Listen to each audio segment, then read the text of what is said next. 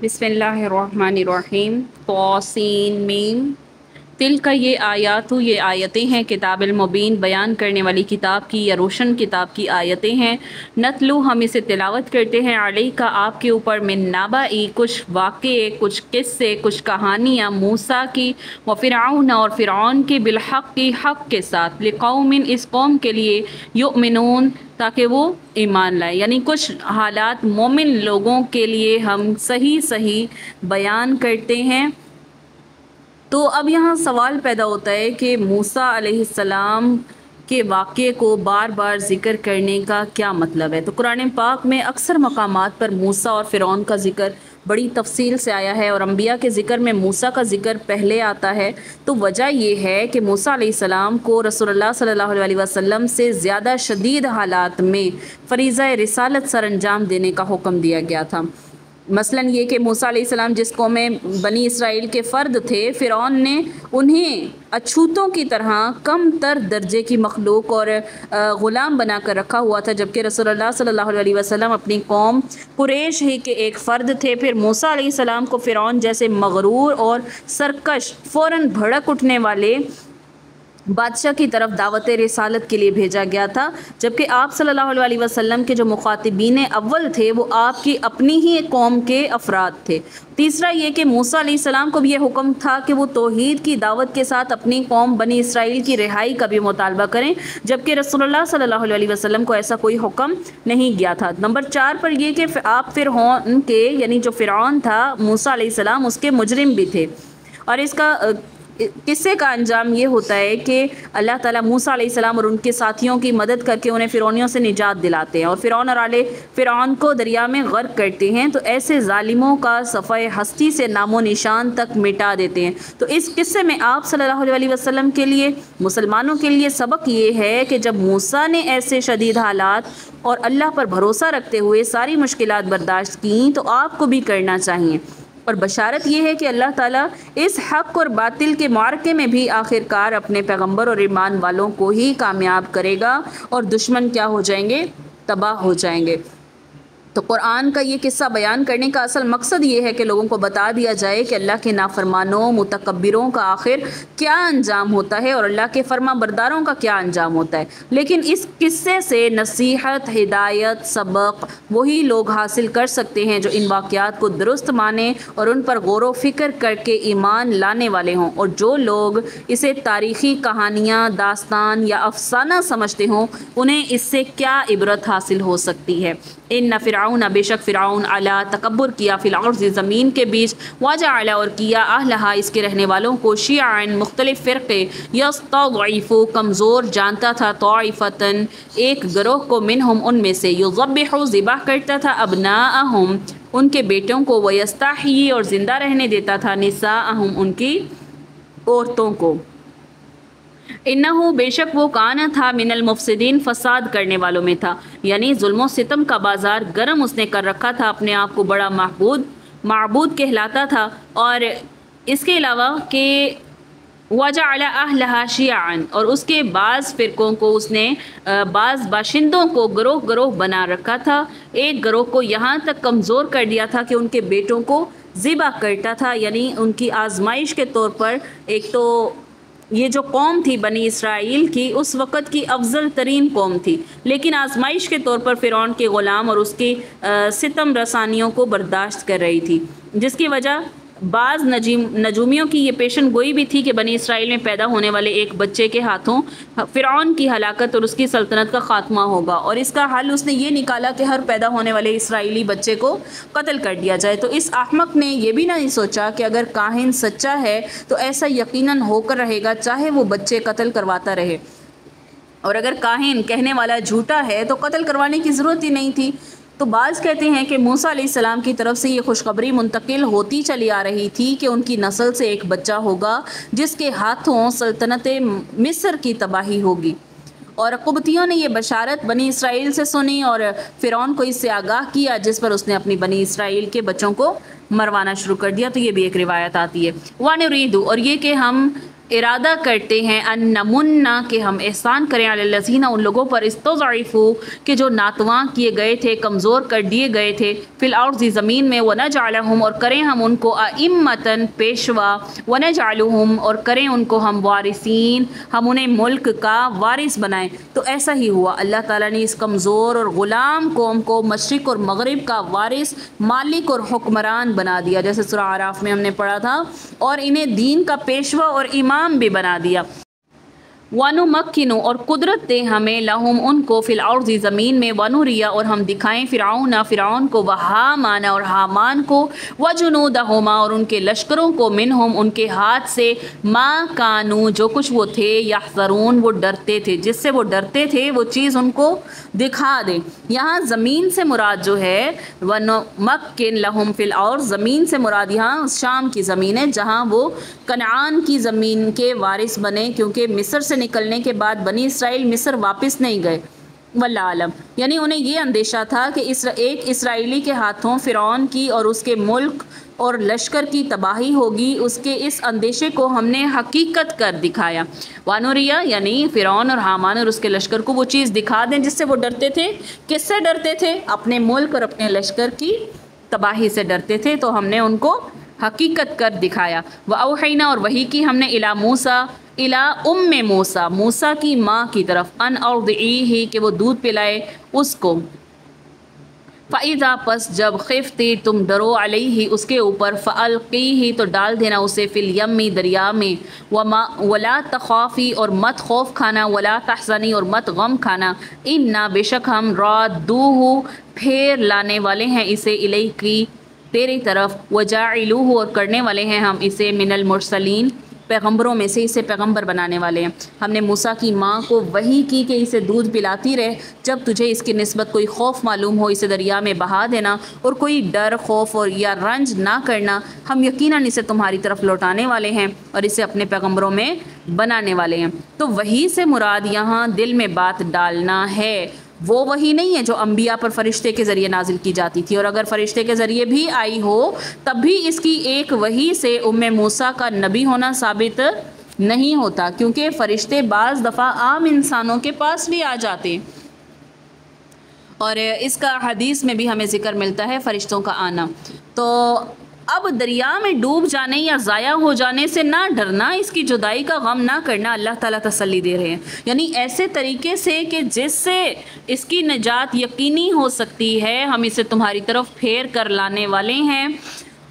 جب قتل اولاد کا سلسلہ زیادہ ہوا، فرعون کی قوم کو خطرہ لاحق ہوا کہیں بنی اسرائیل کی نسل ہی نہ ختم ہو جائے اور پھر مشقت والے کام ہمیں کرنے پڑیں گے، تو اس اندیشے کا ذکر انہوں نے فرعون سے کیا۔ اچھا، تو اس اندیشے کا ذکر انہوں نے فرعون سے کیا، اس پر نیا حکم جاری کر دیا گیا کہ 1 سال بچے قتل کیے جائیں، 1 سال چھوڑ دیے جائیں۔ تو حضرت ہارون علیہ السلام اس سال پیدا ہوئے جس میں بچے قتل نہیں کیے جاتے تھے، جبکہ موسیٰ علیہ السلام قتل والے سال میں پیدا ہوئے، لیکن اللہ تعالیٰ نے ان کی حفاظت کا سامان اس طرح پیدا فرمایا کہ ایک تو ان کی والدہ پر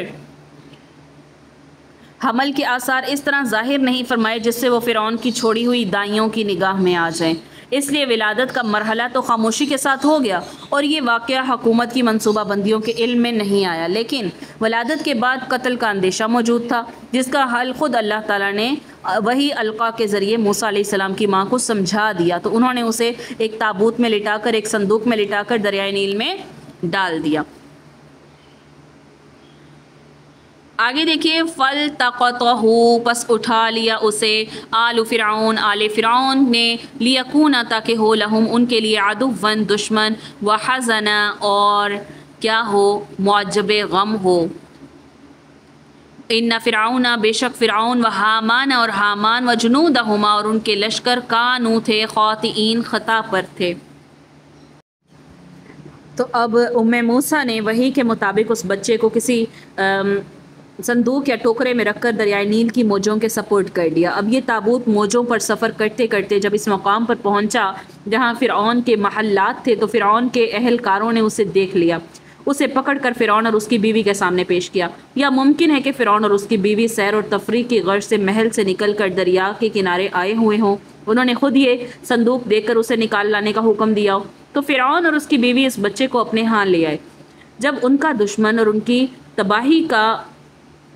باعث بننے والا یہ وہی بچہ تھا جسے وہ پالنے کو تیار تھے۔ اور دوسرا، اس جملے کے دو مطلب ہو سکتے ہیں، ایک یہ کہ ایک بچے کے خطرے کی بنا پر ہزارہا بچوں کا قتل کر دینا ان کی بہت بڑی غلطی اور حماقت تھی۔ ان کی یہ حماقت اس لحاظ سے اور بھی زیادہ واضح ہو گئی تھی، جس بچے سے خطرے کے ان کو خطرہ تھا وہ ان کے گھر تک پہنچ گیا تھا۔ اور دوسرا مطلب یہ کہ وہ خطا کار اس لحاظ سے بھی تھے کہ اپنی ظالمانہ تدبیر سے اللہ کی تقدیر کو وہ روکنا چاہتے تھے۔ تو یہاں پر آئے نا وجنودہما، اور ان کے لشکر کانوا خاطئین، خطا کرنے والے تھے۔ وہ کیسے خطا کرنے والے تھے؟ تو اس کی وضاحت میں نے کر دی کہ جو انہوں نے ہزاروں بچوں کا قتل کیا تھا یہ ان کی غلطی اور حماقت تھی۔ دوسری وجہ یہ کہ جو اپنی ظالمانہ تدبیر سے اللہ کی تقدیر کو روکنا چاہتے تھے اس کو نہ روک سکے۔ وقالت امرأت، اور کہا عورت نے، فرعون کی بیوی نے، وقرت، ٹھنڈک، عین، ان آنکھوں کی ہے، لی، میرے لیے، ولک، اور تیرے لیے، لا تقتلوہ، اسے مت قتل کر، عسیٰ، شاید، ان ینفعنا، یہ نفع دے ہم کو، او نتخذہ، یا ہم بنا لیں اسے، ولدن، بیٹا، وہم، اور وہ، لا یشعرون، بے خبر ہوں، شعور نہ رکھتے ہوں۔ اب ظاہری قیاس سے تو معلوم ہو رہا ہے کہ یہ بچہ کسی بنی اسرائیل کے فرد کا ہی ہو سکتا ہے، جس نے بچے کے قتل کے خطرے سے اس کے قتل ہونے سے بہتر یہ سمجھا کہ اسے دریا کے سپرد کر دیا جائے۔ اس لحاظ سے فرعون کو یہ بچہ فوراً مار ڈالنا چاہیے تھا، مگر بچے کی صورت ایسی پیاری پرکشش تھی کہ فرعون کی بیوی آسیہ، جن کے متعلق قرآن نے ایک دوسرے مقام پر وضاحت فرمائی ہے کہ وہ فرعون کے ظالمانہ کاموں سے سخت بیزار تھی، اس نے جب یہ بچہ دیکھا فوراً اس کا دل محبت سے بھر آیا۔ تو مفسرین کہتے ہیں کہ اس کی وجہ یہ بھی تھی کہ ان کے ہاں اولاد نہیں تھی، تو وہ فوراً کہنے لگی یہ بچہ تو بڑا پیارا ہے، جسے دیکھ کر ہی دل خوش ہو جاتا ہے، ہماری آنکھوں کی ٹھنڈک ہے، لہٰذا ہم خود اس کی تربیت کریں گے، اسے قتل کرنا کسی طرح بھی نامناسب جو ہے وہ نہیں ہے، پھر یہ بچہ ہمارے لیے مفید بھی ہو سکتا ہے، جب اس کی پرورش کریں تو یہ ہمارا ہی بچہ ہے، اسے کیا خبر ہو سکتی ہے اس کا بنی اسرائیل کے کس فرد سے کوئی تعلق بھی ہے یا نہیں ہے۔ اگر ہم اسے اپنا بیٹا بنا لیں گے تو اس کی ساری اہلیتیں بنی اسرائیل کے بجائے ہمارے کام آ سکتی ہیں، تو اس سے ہمیں بہت فائدے بھی حاصل ہو سکتے ہیں۔ یعنی ان دونوں کو یہ معلوم نہ تھا کہ جو وہ باتیں کر رہے ہیں وہ خود نہیں کر رہے، بلکہ اللہ کی مرضی ان کے منہ سے یہ الفاظ نکلوا رہی ہے۔ یا انہیں کیا خبر تھی کہ اس بچے کو مارنے کی خاطر انہوں نے ہزارہا بچے قتل کر دیے ہیں یا وہ کر رہے ہیں، وہ بچہ ان کے اپنے ہاتھ میں آ گیا ہے تو وہی ان کا دشمن بن جائے گا، انہیں کیا خبر تھی؟ تو ان کے ہاتھوں ان کی حکومت کی تباہی واقع ہوگی، یہ کون جانتا تھا؟ وہ اصبح، اور ہو گیا، فؤاد، دل، موسیٰ کی ماں کا، فارغا، صبر سے خالی ہو گیا، بے قرار ہو گیا، انقادت، نزدیک تھا کہ وہ، لتبدی، البتہ وہ ظاہر کر دیتی بھی اس کو، لولا، اگر نہیں، الربطنا، کہ باندھتے ہم اسے، علی قلبہا، اس کے دل پر، ہمت کو، لتکون، تاکہ ہو، من المؤمنین، وہ ایمان والوں میں ہو، مومنوں میں رہے۔ تو موسیٰ کی والدہ کا دل کیا ہو گیا؟ بے قرار ہو گیا، قریب تھا کہ وہ واقعے کو بالکل ظاہر کر دیتی اگر ہم ان کے دل کو ڈھارس نہ دیتے، ہمت نہ باندھتے، اس لیے کہ وہ یقین کرنے والوں میں رہے۔ تو موسیٰ نے وحی کے مطابق موسیٰ علیہ السلام کو دریا کی موجوں کے سپرد تو کر دیا،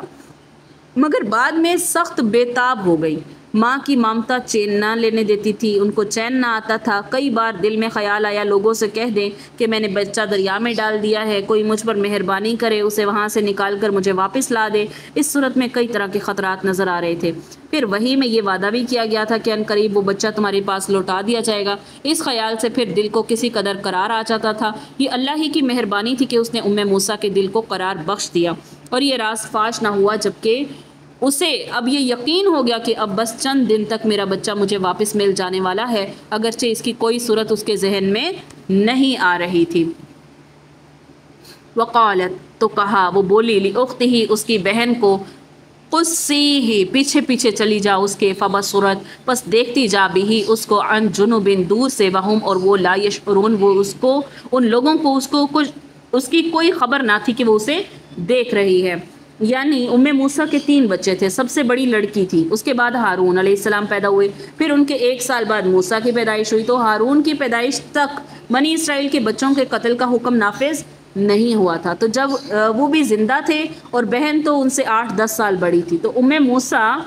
حضرت موسیٰ علیہ السلام کو دریا میں جب بہا چکی دل بے قرار ہونے لگا تو احتیاطی تدبیر اس کے ذہن میں آئی، شاید اس تدبیر کا کسی وقت فائدہ پہنچ جائے۔ اس نے موسیٰ کی بہن سے کہہ دیا کہ اس دریا کے کنارے کنارے چلی جاؤ اور بچے کو دیکھتی رہو کہاں تک جاتا ہے، لیکن یہ احتیاط رکھنا کہ اس طریقے سے چھپتی چھپاتی جانا کسی کو یہ گمان نہ ہو سکے یہ لڑکی اس ٹوکرے کی نگرانی کر رہی ہے، اس کی ٹو میں لگی ہوئی ہے۔ دوسرا مطلب یہ بھی ہو سکتا ہے کہ جب آل فرعون نے یہ صندوق دریا سے نکالا، اس سے بچہ برآمد ہوا تو اس واقعے کی خبر پورے شہر میں آنن فانن پھیل گئی۔ اس وقت موسیٰ نے